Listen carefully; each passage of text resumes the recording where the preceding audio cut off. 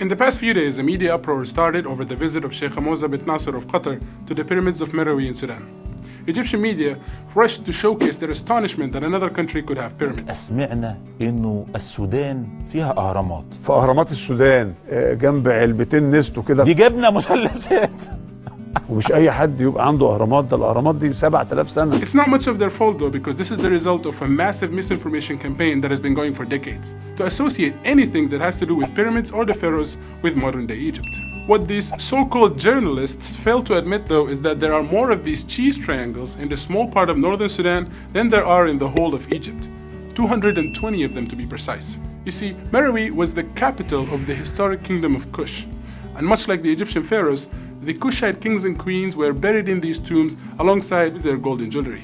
These pyramids, with some of them dating up to 4,600 years, are considered by many archaeologists to be even older than their Egyptian counterparts. But thanks to Sudanese neglect, combined with an Egyptian strive to conceal information about their existence, they were widely overlooked. Although it is frustrating for Egyptian media to try to demolish and obliterate all Sudanese history and culture, it's not unprecedented. Over and over again, Egyptian journalists have been falsely claiming that Sudan was occupied by Egypt. Some went even as far as to eradicate all Sudanese history by claiming that Sudan is an extension of the Egyptian state. الأراضي السودانية بالكامل كانت تبع مصر. اساسا ما فيش بلد اسمها السودان، ده السودان ده جزء من مصر. اسكت عشان السودان اساسا مصريه، احنا اديناها لكم كده. Again, this couldn't be further from the truth. What they're actually referring to here is the time when both Sudan and Egypt were colonized by the British and administered from Cairo from 1899 to 1956 in what was known as the Anglo-Egyptian Sudan. But historically, it was actually the Nubians of Sudan that conquered Egypt and ruled as the pharaohs of the 25th dynasty for a whole century.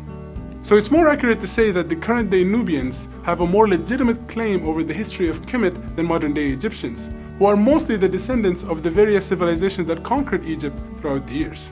One more misconception to put to bed here is the notion that the Nile is somehow an Egyptian property.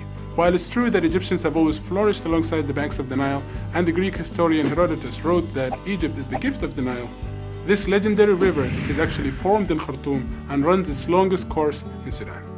Sudan is a rich country, both geographically and historically, and any attempt to deny that would only portray your ignorance, Mr. Journalist.